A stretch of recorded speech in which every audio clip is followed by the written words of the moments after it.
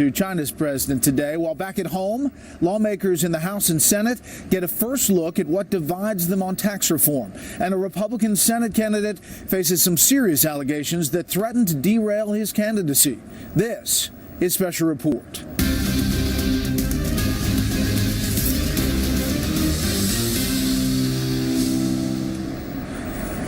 Good morning from Beijing. I'm Brett Baer, coming to you where it is 7 o'clock Friday morning.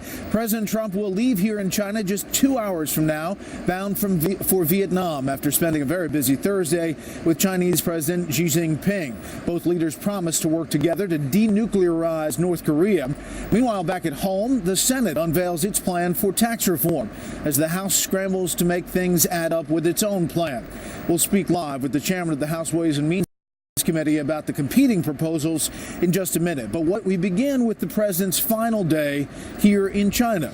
Correspondent Kevin Corke has been traveling with the president and joins us live just down the road here in Beijing. Good evening. Good morning, Kevin. Yeah, same to you, Brett. You're right. The president actually came here to China with a pair of major agenda items in mind, trade and, of course, North Korea. And while he leaves here having made progress in both cases, there were no major breakthroughs despite the best efforts of both sides to improve U.S.-China relations. It was resplendent with pomp and pageantry. Chinese charm offensive on behalf of 1 billion people meant for a party of one. We're having a great time. Thank you. You're a very special man for your gracious hospitality. I offer this toast here to the people of your country and to a friendship that will only grow stronger. In person and online, President Trump just couldn't say enough about the experience and China's surprising willingness to stop North Korea's nuclear ambition in its tracks. The United States is committed to the complete and permanent denuclearization of North Korea. So important. China can fix this problem easily and quickly. We reiterated the firm commitment to achieving denuclearization of the peninsula and upholding international non-proliferation regime. The pledge by the Chinese to keep nuclear weapons out of the hands of the rogue regime in Pyongyang presumes a willingness by Washington to let sanctions take their course and remain open to negotiation. The sort of collaboration few could have seen months ago from a possible Trump administration. We can't continue to allow China to rape our country. I'm constantly talking about how they're ripping us off. They're using our country as a piggy bank to rebuild China. In announcing $250 billion in trade with Beijing today, the president signaled a growing pragmatism and shifted the focus of his ire for poor trade deals of the past. I do blame past administrations for allowing this out-of-control trade deficit to take place and to grow. As you know, next up, it's off to Vietnam for the president for a pair of economic summits, Brett. TPP expected to be a major topic of discussion. Of course, TPP without the United States. That, as well as security cooperation in the region and a possible meeting with Vladimir Putin. We'll keep an eye on that. But for now, back to you. Kevin Corke traveling with the president and just down the road in Beijing. Meantime, in Washington, Senate Republicans unveiled their tax plan this afternoon. It includes some stark differences to the House plan. Now it's up to both sides to bridge the divide to try to avoid a repeat of this summer's failure to repeal Obamacare. Chief Congressional Correspondent Mike Emanuel reports. The amendment is agreed to. Tax reform has taken a critical step in the House, passing the Ways and Means Committee 24-16. The vote coming after Ways and Means Chairman Kevin Brady offered a 29-page amendment to fine-tune the House plan. We know we have more work yet to be done, but this is a historic step, and we look forward to sending this bill to the House and ultimately to the President's desk this year. On the other side of the Capitol, Finance Chairman Orrin Hatch rolled out a Senate Republican tax reform plan. The House would cut to 4 brackets. The Senate maintained 7 brackets. The House would partially repeal state and local deductions, still allowing up to $10,000 for property taxes, while the Senate would totally scrap those deductions. Both the House and Senate would reduce the corporate rate to 20%, but the Senate would do it after a one-year delay. The House would allow for mortgage deduction up to $500,000, while the Senate would permit mortgage deductions up to $1 million. Senate Democratic leader Chuck Schumer is trying to convince Republicans from high-tax states like New York, New Jersey, and California to run from the House bill. Senate Republicans are telling House Republicans there'll be no compromise on state and local deductibility. It's full repeal or bust. House Democratic leader Nancy Pelosi hammered the GOP for a lack of transparency. Why don't we do it where there's the least opportunity for people to review it? Let's do it very fast. Very fast. Speed of light in the dark of night and back rooms without even their own members. Pelosi has said tax reform could cost the GOP the majority. Speaker Paul Ryan told reporters Republicans will not lose the House on fixing the tax code. This is about fulfilling our promises to the American people. I fundamentally believe when we do this, make good on our word, make good on our promise, make people's lives better, we're going to be just fine politically. House GOP sources say they feel pretty good about where they are in terms of support for their tax proposal. They recognize they will likely lose some high-tax state Republicans by reducing the state and local deduction. Brett? Mike Emanuel live in Washington. Mike, thanks. Joining me also, from Washington to talk more about the tax plan, House Ways and Means Committee Chairman Kevin Brady. Mr. Chairman, thanks for being here. Thanks, Brad. There are some substantive differences, as we just heard from Mike's piece, between the House plan that came out of your committee and the Senate plan. How do you rectify those? Yeah, so some differences, but a lot more unity. And I think maybe the most important thing for the American people, real action. I mean, the House Ways and Means Committee approval today, that's the first time in 31 years Americans have seen this complex, ugly, unfair tax code changed in a big way. And at the end of the day, look, where we're going to unify, both in the House floor and with the Senate, is letting people keep more of what they earn, getting their paychecks revved up, and more importantly, bringing jobs back from around the world, including where you're at right now. But you know, Chairman, you after all this work, after all this time, you really still don't have the New York, California delegation on board yet, do you? Well, I believe we do. So we won't have every member from every state. But look, when you take a look at the tax cuts, this new family tax credit that people up to $230,000 in their family can use for the first time ever, then restoring the state and local property tax deduction at double the average rate, you really provide relief in these high tax states as well. All right, a state tax, that's a big difference between the two plans.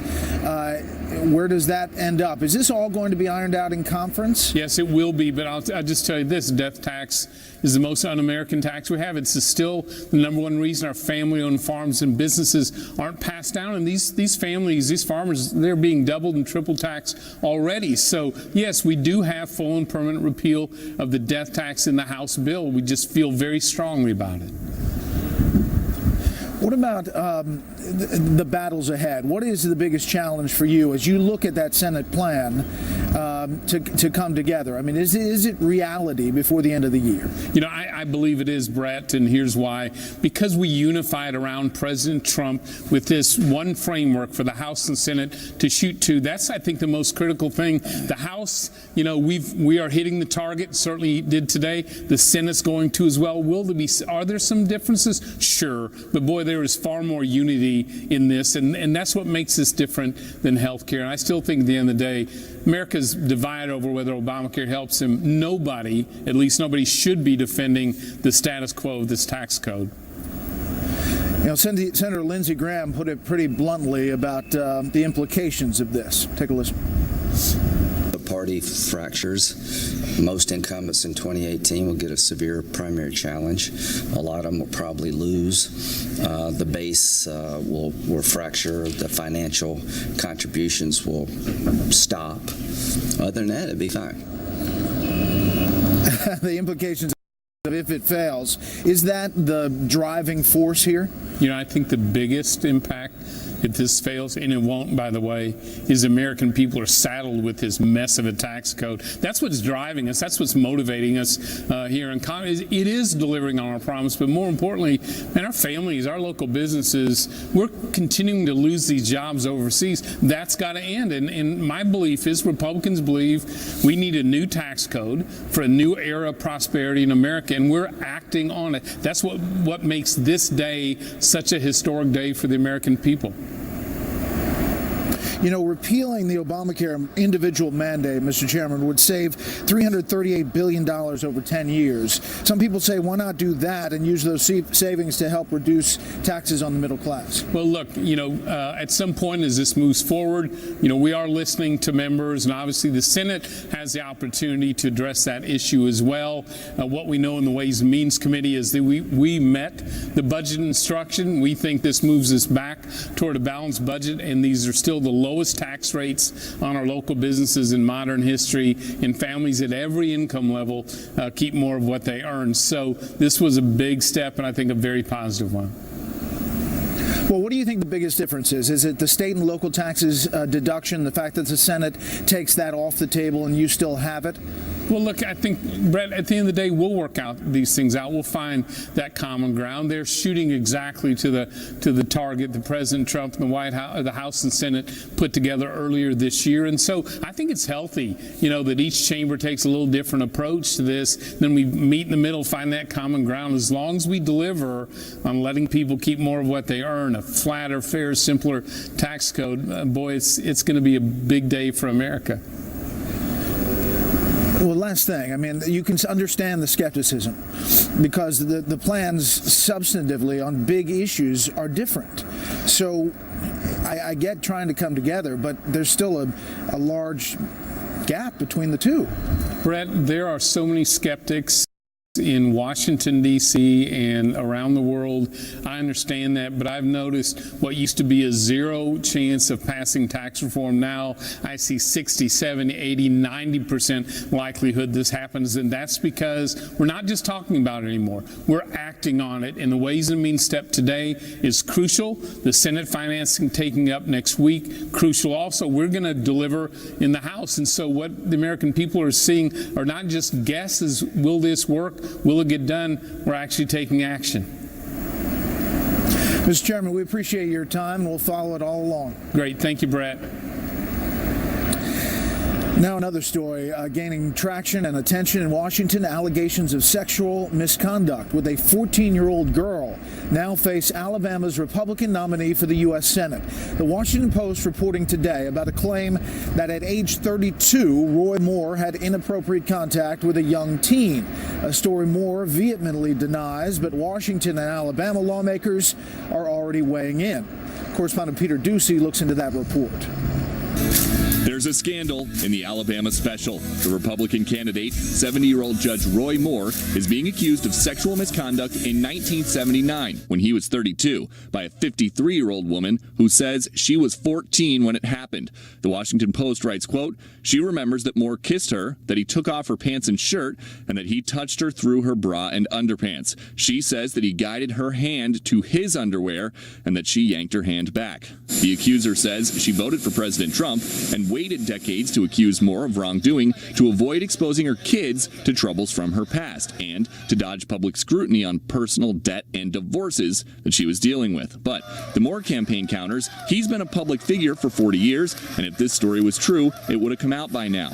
Adding, quote, "National liberal organizations know their chosen candidate, Doug Jones, is in a death spiral, and this is their last-ditch Hail Mary. The Washington Post has already endorsed the judge's opponent, and for months they have engaged in a systematic campaign to distort the truth about the judge's record and career and derail his campaign." Moore, best known for getting kicked off the Alabama Supreme Court for defying an order to remove a statue of the Ten Commandments from courthouse grounds, beat Senator Luther Strange in a September primary. This is not the result that we wanted, but has been slow to separate himself from the Democrat Doug Jones. Last month, a Fox News poll had them tied. Now, the Real Clear Politics average of polls puts Moore 6 ahead. But Senate Republicans are now calling for him to quit campaigning. Senator John McCain said today, quote, "He should immediately step aside. The Senate Majority Leader Mitch McConnell, who Moore vilified during the primary campaign, says, quote, if these allegations are true, he must step aside. And that's a sentiment shared by dozens of Moore's would-be colleagues, like Senator Jeff Flake and Alabama's longtime Senator Richard Shelby. If there's any shred of truth, he ought to step aside immediately. If the revelations, if that's true, I don't believe there'd be any place for him in the U.S. Senate. If Moore does drop out, he's still going to be on the ballot because it's so close to Election Day. And Alabama has something called a sore loser law that prevents Luther Strange from running as an independent because he's already lost this year. Strange could, though, still stage a write-in campaign. He hasn't said yet if that's what he's going to do. Brett? And it all is interesting in the Senate math as well. Peter, thank you. The markets end the day in the red. The Dow lost 101 today. The S&P 500 slid 10. The Nasdaq was off 39. Next, the latest from Texas, as new video gives us a first-hand look at some of the heroes in Sutherland Springs. First, throughout the broadcast, I'll share with you parts of my trip to China's most famous landmark. So as we head to break, some facts behind one of the 7 wonders of the medieval world, the Great Wall of China. The Great Wall of China is about an hour and a half outside of Beijing, where President Trump and President Xi are meeting. They're talking about North Korea and trade. Walls probably aren't on the agenda. But if President Trump saw this, he might have wall envy. The Great Wall of China is actually 13,170 miles long. President Trump only wants 700 to 900 miles along the U.S. southern border. A special report continues after this. Starting here as the president gets ready to leave. Eyewitnesses captured some of the intense final moments of a killer's life and the heroes who tried to stop him. This as the Air Force answered more questions today about how an error allowed the suspect in Sunday's deadly shooting in Texas to legally buy a gun. Correspondent Matt Finn reports from Sutherland Springs. This is the gentleman who just shot up the church in Sutherland Springs. New cell phone video from one of the 2 men who police say helped stop the Texas church shooter shows the intense moments after the gunman crashed his car and shot himself, fleeing the church where he murdered 26 people.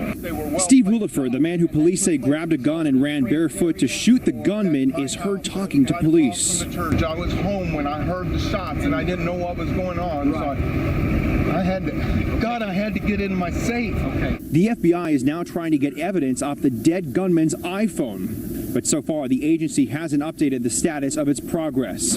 Apple tells Fox News the FBI confirms the dead gunman's phone is an iPhone, but that the FBI didn't ask for help unlocking it. The FBI is not commenting on the phone.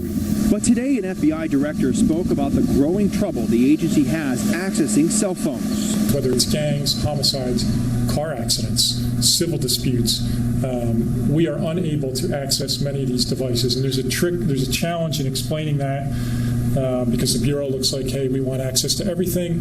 That's obviously not what we are arguing. For its part, the U.S. Force has launched a full-scale investigation into why it did not turn the shooter's criminal records over to the FBI, which should have prevented him from buying guns. Since Sunday night, the Air Force Inspector General has talked to about 100 people involved in this case. We are looking at all of our databases, and if we have problems that we find, we'll fix them. The Southern Baptist Convention tells Fox News the pastor of this church has expressed his desire to demolish it. Today, we've seen workers repairing and repainting it. And tonight, 11 people, including 4 minors, remain in the hospital, some still in critical condition. Brett? Matt Finn live in Sutherland Springs. Matt, thank you. Senator Rand Paul's neighbor pleaded not guilty today to charges he assaulted the Kentucky Republican while he was mowing his lawn. Rene Boucher showed no emotion during the brief arraignment. Senator Paul says he suffered 6 broken ribs in that attack. Boucher faces up to a year in jail if convicted of 4th-degree assault.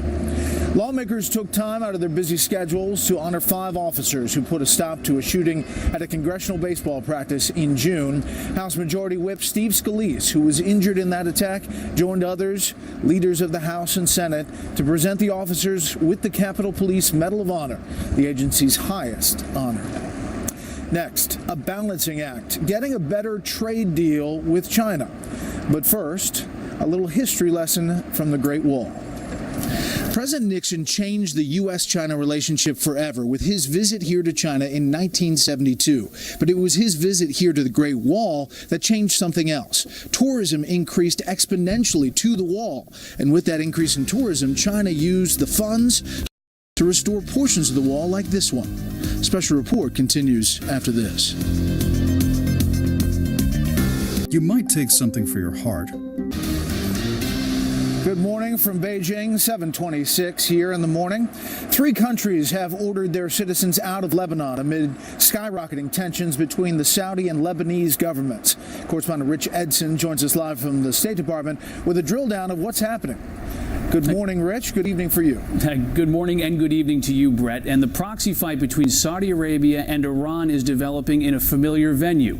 Lebanon, as Saudi Arabia's crown prince consolidates power and is pushing greater confrontation with its regional antagonist, Iran. Saudi Arabia's Ministry of Foreign Affairs says Saudi nationals visiting or living in Lebanon should leave the country as soon as possible. Kuwait and Bahrain are also asking their citizens to leave Lebanon.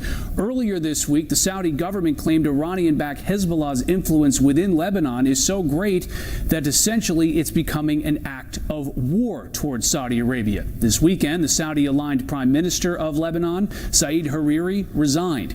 He announced his decision from Saudi Arabia and is reportedly still there. The Saudi government is denying reports that it is holding Hariri against his will. Now, the French government says that French President Emmanuel Macron will be going to Saudi Arabia to meet with Crown Prince Mohammed bin Salman. The State Department says Secretary of State Rex Tillerson has spoken to his Saudi counterpart earlier this week regarding Lebanon, though refuses to give further details about that conversation. Out of those, Brett? And those trade enforcement actions. Rich Edson at the State Department. Rich, thank you. As we reported earlier, President Trump's objective on this trip to Beijing was in part to persuade China to do more to rein in the nuclear program and the missile program of its client state, North Korea. But how well did the self-proclaimed master of the art of the deal do on his other main objective here, namely persuading China to do more to close its trade gap with America? Here's Chief Washington correspondent James Rosen. Among the $250 billion in new trade agreements announced during President Trump's visit to Beijing are a deal for the China Energy Investment Corporation to pour $84 billion into West Virginia power projects and a 20% reduction in the value-added tax China places on imports of American distillers' dried grains. Among those unimpressed, Secretary of State Rex Tillerson. Quite frankly, in the grand scheme of a $300 to $500 billion trade deficit, the things that have been achieved thus far are pretty small. Candidate Trump vowed often to redress that deficit.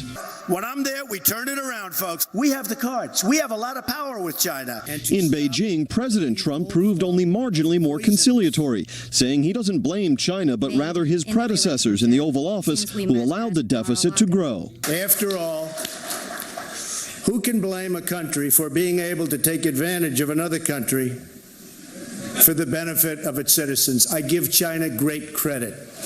Last year, the world's 2 largest economies traded an estimated $579 billion in goods. But last month, the imbalance grew by 12.2% over the year before.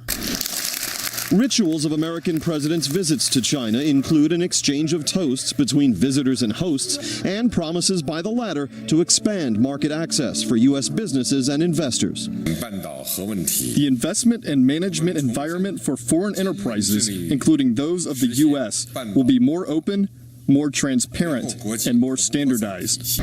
But veteran China hands expressed skepticism that Beijing would do much to address the multiple factors that contribute to the imbalance. I question whether the bilateral trade deficit is the biggest problem in the relationship. I'm far more worried about these other practices like compulsory technology transfer, lack of protection for intellectual property rights, subsidies to state-owned enterprises. Candidate Trump also called China the greatest ever currency manipulator and promised repeatedly to designate Beijing as such.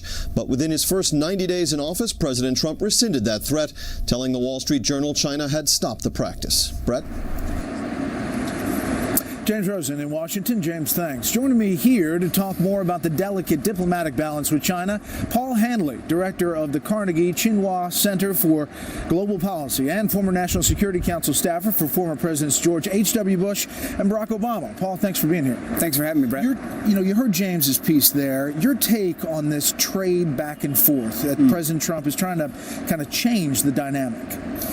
That's true, and I think we've seen the Chinese here really roll out the red carpet for President Trump and give all sorts of pomp and ceremony, and President Trump seems to have liked that. He seems to have appreciated that from a personal standpoint. He heaped lavish praise on President Xi. And the $250 billion worth of deals at the end of the day, it's a good thing. It gives momentum to the business community, and that's a good thing. But there are some real structural economic and trade issues that are on the agenda that President Trump mentioned yesterday in his press conferences, but we don't know whether or not progress was achieved on those issues. For example, steel exports, which is a big sticking issue for American steel. Chinese steel exports, and the reports show they've increased over the years. 2015 was a big year. It doesn't seem like that imbalance, for example, is going to get addressed. That's the key of the issue, is that China is closed off. They're also dumping steel and other products into the United States and Europe. Frankly, these are issues that we have common concern with our European friends on. And President Trump came here hoping to make real progress. These are the structural issues in the U.S.-China relationship, where he talks about the need to rebalance the relationship in a more fair and more reciprocal way. If progress is not made, I think we may begin to see a harder tone coming out of the United States with respect to its policy towards China. Well, just the shift in tone here is very noticeable. I mean, obviously, from the campaign trail and early months in the presidency, President Trump was very aggressive when he talked about China. It's a different scenario when you're traveling abroad and you're being hosted by a host country here, but the message was much different. Well, to a certain extent, I think the Chinese had concluded that President Trump is susceptible to some of that rolling out of the red carpet and the pomp and ceremony. If they can please him, then potentially they can head off some of these forces in the United States that really are gathering. If you listen to Lighthizer, the trade representative, talk about these structural trade and economic issues, he's got a very tough tone. And I think that when President Trump goes back to Washington, they're going to ask, what progress was made on these important issues? Steve Hilton was on our show last night and said he was concerned in an effort to get the ball moved on North Korea that there would be kind of a softening, a giving up on the harder stances about trade. Do you sense that? I think that would be a mistake, and I think others in his administration think that would be a mistake. He's the only one, President Trump is the only one I've heard talk about that kind of negotiating strategy.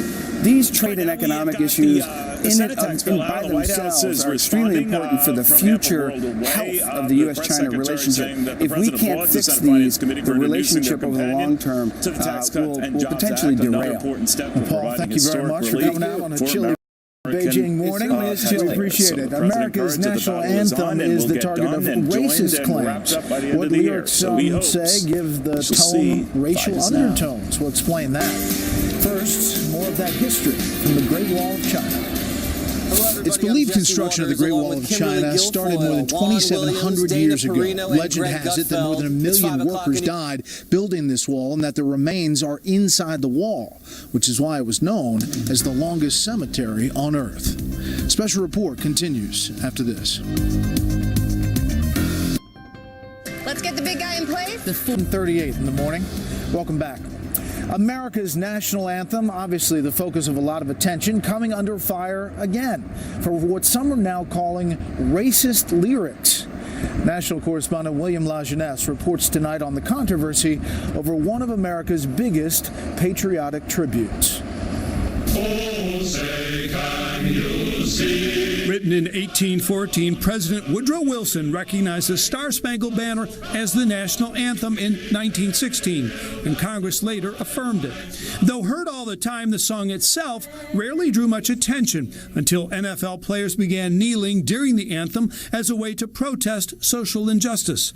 That's when the California NAACP took a closer look at the words. It's racist. It doesn't represent our community. It's anti-black people. The real intention got overlooked, and it's become something that's dividing us. And I'm looking for a way to bring us back together. Francis Scott Key wrote the lyrics as he watched British warships bomb Fort McHenry in Baltimore. Here are the words in the rarely sung third stanza the NAACP finds offensive. No refuge could save the hireling and slave from the terror of flight or the gloom of the grave. We don't use that third bar. We don't readily hear it, so why not just take it out? If it's offensive to some people and it's hurtful, then I say take it out. Historians, however, strongly disagree about the context of those lyrics. Here's why. Hireling and slave refer to black slaves liberated by the British, some of whom fought against the states. To Key, they were mercenaries and traitors. But that doesn't mean the song celebrates slavery, say most historians. The British also manipulated blacks to fight with the unfulfilled promise of freedom. And lyrics elsewhere refer to blacks and whites alike as free men fighting for the states. It's a song.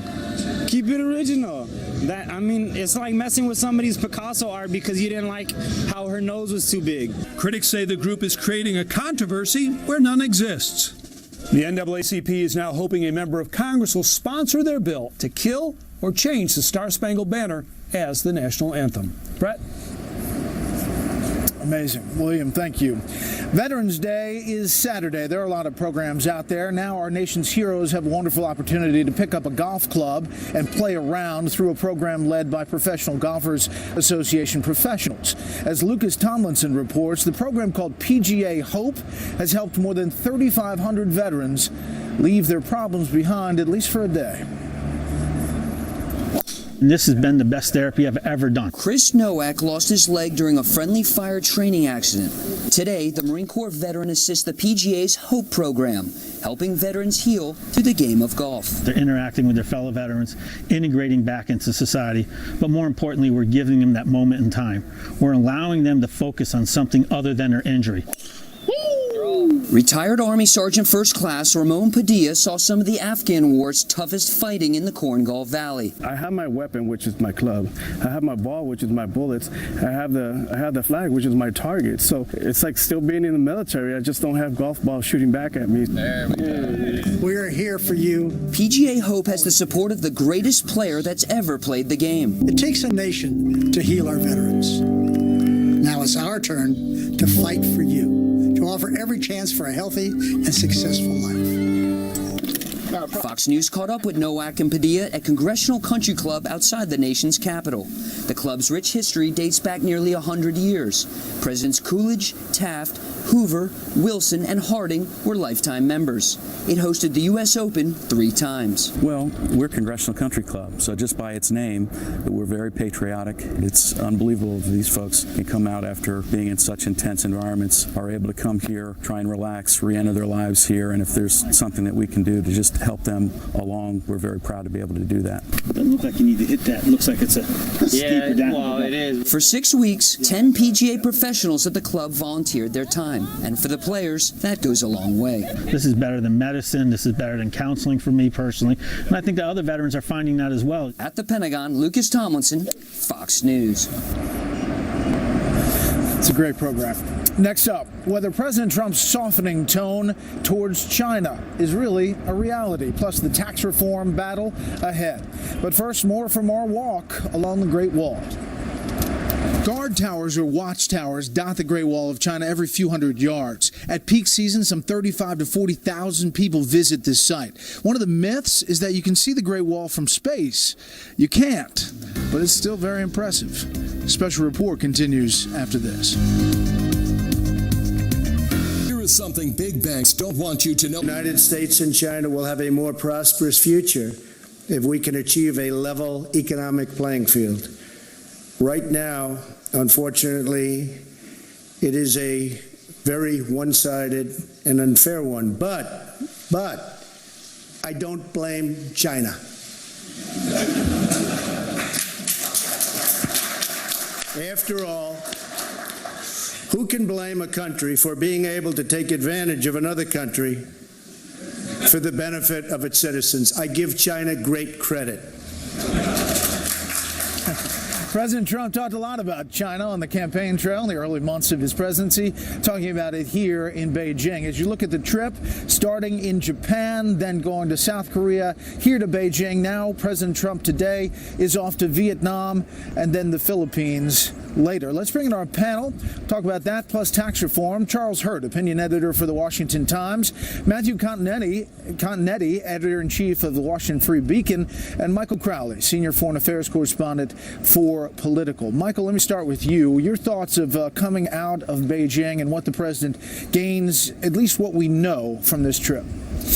Yeah, Brett, I don't know if that was a little bit of Confucian wisdom there from the president, that you can't blame a country for taking advantage of your country, but is it a sharp change in tone from candidate Trump, who made China a centerpiece of his campaign rallies, really demonized China, said that China was raping our country, threatened to impose tariffs of up to 45%, and said he would declare China a currency manipulator on day one. And now Trump is still talking about an economic imbalance, but as you heard, the tone is much friendlier. He is showering the Chinese President Xi Jinping with compliments. And I guess the story behind that is Trump feeling that getting Chinese cooperation in trying to rein in the North Korean nuclear program outweighs correcting some of these imbalances in trade that he obviously thinks still persist. And his way of avoiding it being too tense when he brings up that subject is to blame his predecessors for allowing it to happen. But, Brett, there is a lot of criticism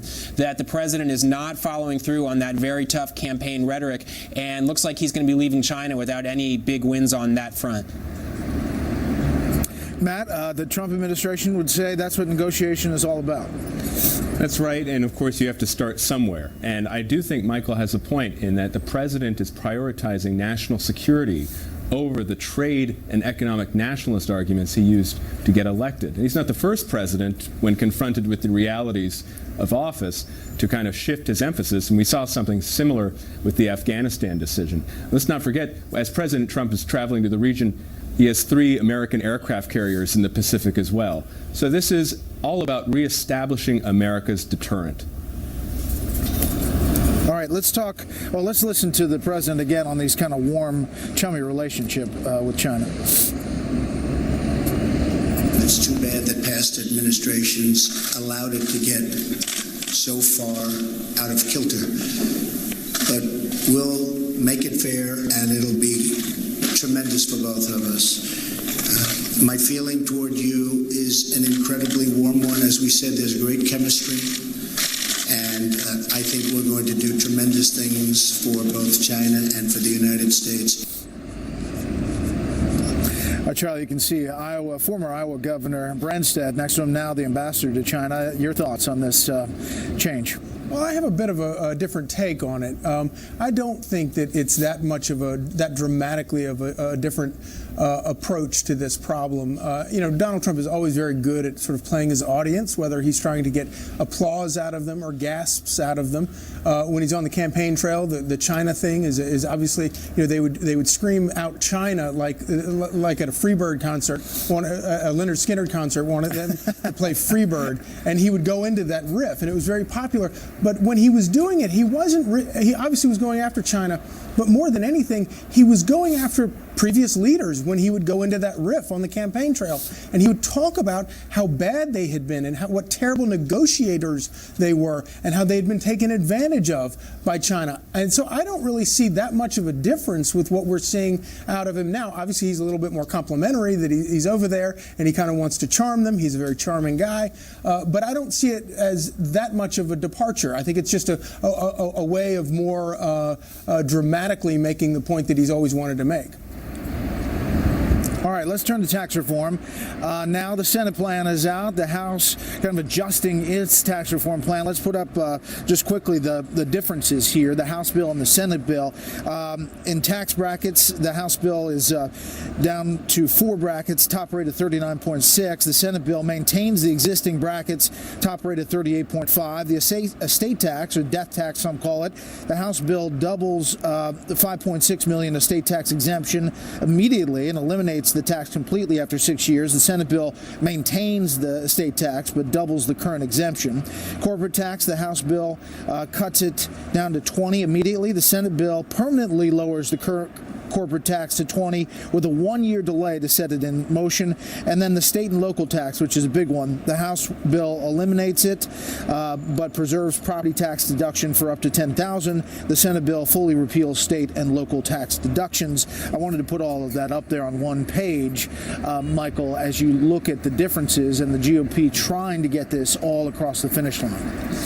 Yeah, and it's really not going to be easy. I think that there's, concern that this is going to be a replay of Obamacare, where you would think that this would be almost a kind of a layup for Republicans when they control both chambers of Congress and the presidency.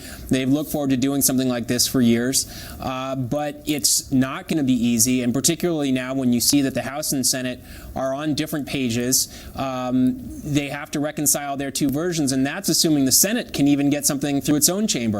And there are all kinds of complications there, including whether the Senate is going to run into some complicated budgeting rules that could raise the threshold for passing this bill having to do with deficit neutrality going out 10 years. It gets complicated, but the point is, Brett, that after a really tough election night on Tuesday, I think Republicans are more anxious than ever that they don't have a lot of achievements racked up in this first year, and this would be a big one, but it really seems like an uphill fight right now. Matt? I think Michael makes a good point in the sense that the elections this week, Brett, have energized Republicans, especially in the House, to get something done. And I think right now the action remains in the House. Kevin Brady passed it out of the House bill out of his committee just tonight, Thursday. And this is basically going along the calendar that Speaker Ryan had set out some time ago about trying to get the House bill to the floor and passed by the Thanksgiving break. If they're able to do that, then I think that does set up Republicans in the Senate to be in a good position to make that final race toward passing a bill by Christmas time. Charlie, there are all these obstacles and complications, but you do get a sense, at least from the leadership, that they are steamrolling ahead.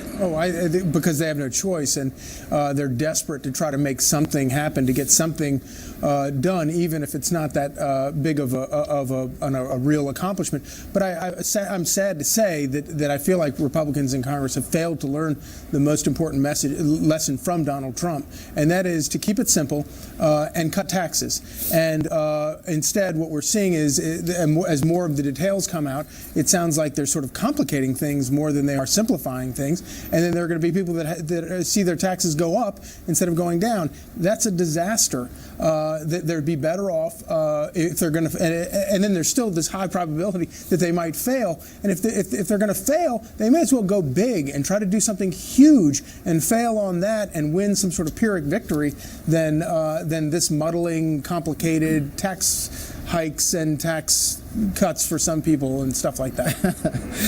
You guys are just so optimistic back there in Washington. But thank you all, panel. When we come back to Beijing, we'll look at what goes into getting to the Great Wall.